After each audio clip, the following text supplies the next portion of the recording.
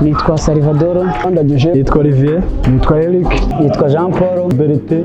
Nitwa John. Gaspar. Nitwa Ndashimye Jean Claude. Nitwa Aimable.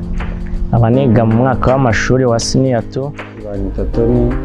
Abaniga senior 1. Abaniga mu wa kabiri mashuri yisumbuye. Abamfashwa na IDD. IDD ikintu imfasha ni ukwiga no kubona ibikoresho by'ishuri.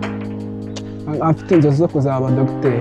Ikiza amahirwe akagumya bakamfasha, icyifuzo cyanjye cyaba neza. Niga umwuga w'ubuderi, nkaba ndihirwa na IDD mu kubona ibikoresho n'amafaranga y'ishuri. Nkaba mfite intego yo kuzaba umucuruzi w'ibyuma. Inzozi zanjye numva nzaba umupiyaniste kuko numva aribyo bindimo, kandi ndakeka ko mfatanyije na IDD byose nzabigeraho. Mukomeje kumfasha byazatuma impano yanjye cyangwa se inzozi zanjye mfite nazazigeraho vuba byihuse. Murakoze cyane.